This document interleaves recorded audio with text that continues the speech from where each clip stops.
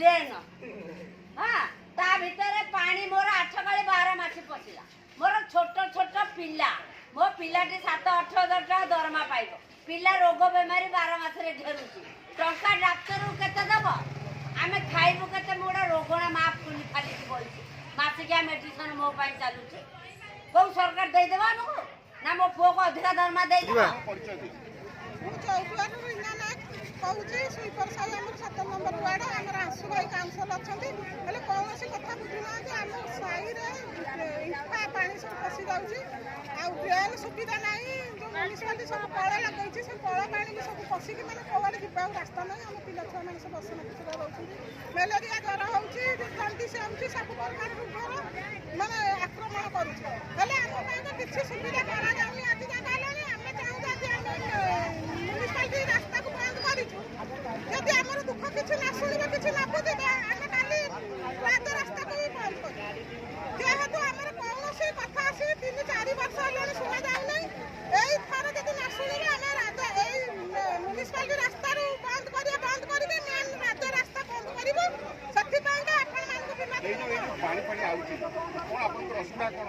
असुविधा आम पिला रोगरे पड़ुंट आम घर पानी पशि जाऊँ आम खाई पारूँ आम शुणी पारूँ आम पिला सब मेलेरिया ज्वर होची माने दंडिस होची सब प्रकार विभिन्न प्रकार ठंडा ज्वर सब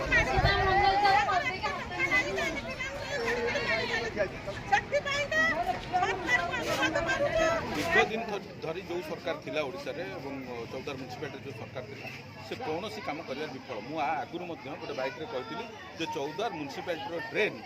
पानी तलू बोहिया बदले उपरकू बोची तो जो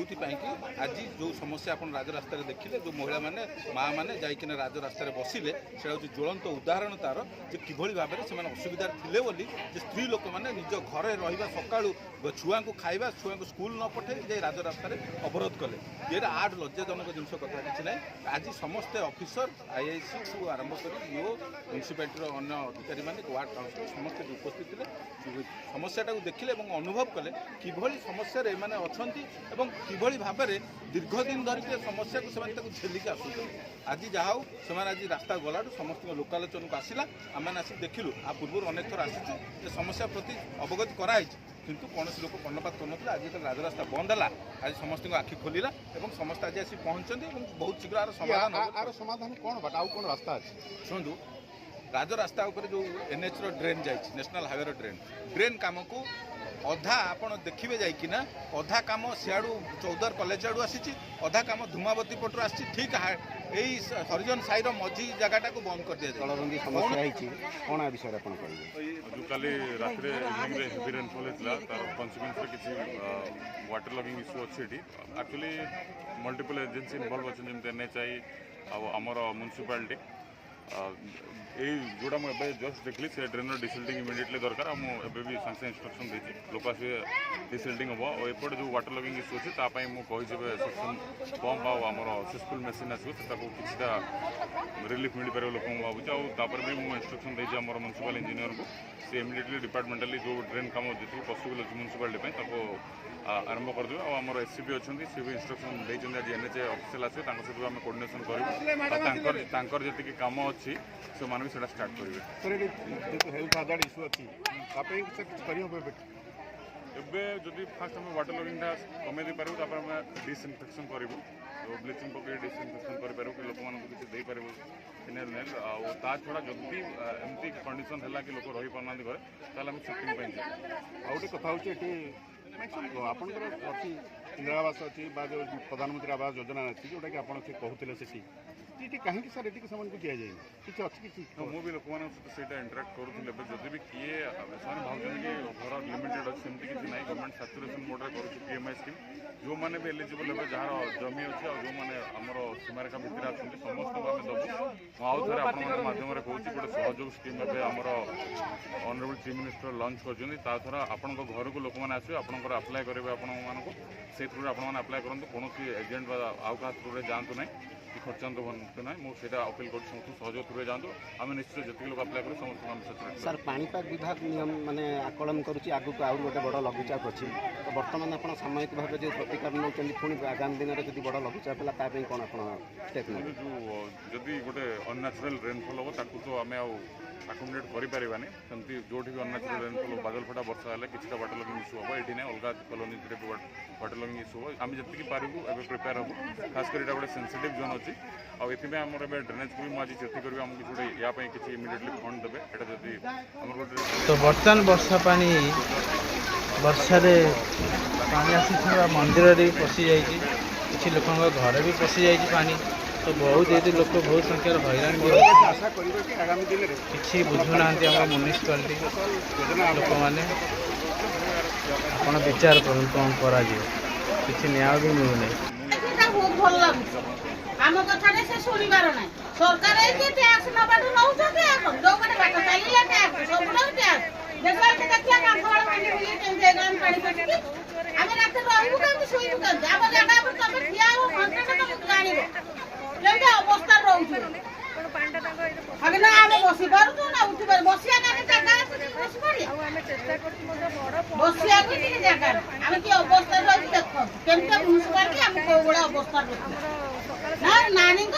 ବଢିଆ ବାକି ପୁରସ୍କାର ରଖିଛି ଆଉ କଣ ହେଇଛି ତାପରେ ନିଜେ ଆମେ ଘର ଭିତରେ କେମିତି ଯିବ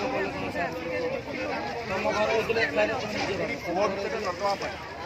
ଆଉ ଗୋଟେ ମ୍ୟାଡ଼ାମ୍ ଯେ ଆମର ଯେ ପିଇବା ପାଣି ବହୁତ ଜାଗାରେ ଲିକେଜ୍ ସେ ପାଣି ଭିତରେ କିଛି ଜଣ ସେଟା ଆମେ ପିଏଚ୍ସିକୁ ଡାକିକି ତାକୁ ସମାଧାନ କରୁ। ପିଇବା ପାଣିଟା ନିହାତି ଭାବରେ ଶୁଦ୍ଧ ହେବା ଦରକାର। ଯଦି ଏଇଟା ତାଙ୍କର କମ୍ପ୍ଲେନ୍ ଅଛି ନିଶ୍ଚିତ ଭାବେ ତାକୁ ଆମେ ସମାଧାନ କରିବୁ।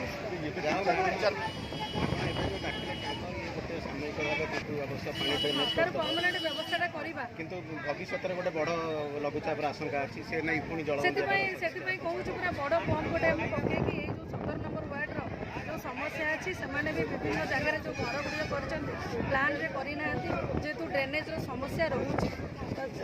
ତ ସେଥିପାଇଁ ଆମେ ଗୋଟେ ତ ସାଙ୍ଗେ ସାଙ୍ଗେ ଏଇଟା ସମାଧାନ ହେଇପାରିବନି। ସେଥିପାଇଁ ବର୍ଷା ଦିନ ପାଇଁ ଆମେ ଭାବୁଛୁ ଗୋଟେ ବଡ଼ ପମ୍ପ ପକେଇକି ଏଇ ଯେଉଁ ତଳିଆ ଅଞ୍ଚଳଟା ଅଛି ସେ ପାଣିଟା ନିଷ୍କାସନ କରିବା ପାଇଁ ଚେଷ୍ଟା କରିବୁ।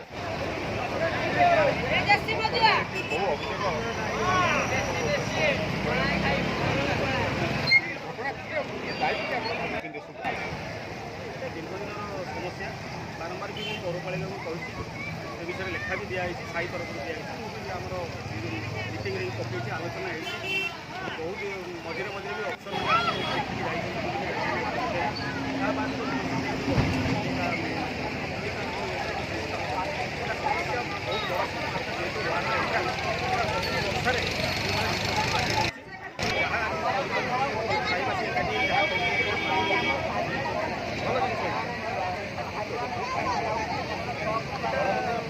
କାରଣ ଆପଣ କ'ଣ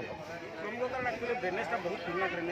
ହେଇଥିଲା। ସେ ଡ୍ରେନ୍ରୁ ପାଣିଟା ଭଲସେ ଠିକ୍ ସେ ପାସ୍ କରିପାରୁନି ଏକ ଜିନିଷ। ଦୁଇରେ ଆମର ଯେଉଁ NHI ଯେଉଁ ଡ୍ରେନ୍ କରୁଛି ସେ ଡ୍ରେନ୍ ଆଜି ପର୍ଯ୍ୟନ୍ତ କମ୍ପ୍ଲିଟ୍ ହେଇପାରିଲାନି, ଯାହାଫଳରେ କି ସେଇଠି ସ୍ରୋତଟା ରିଟର୍ନ ଯାଇକି ସେମିତି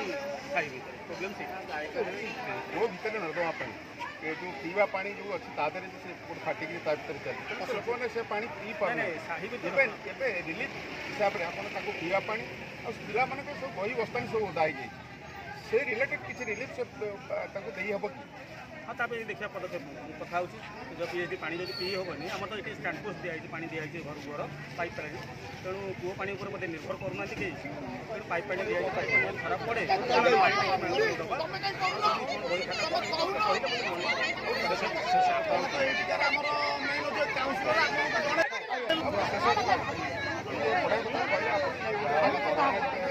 ସମାଧାନ ପାଇଁ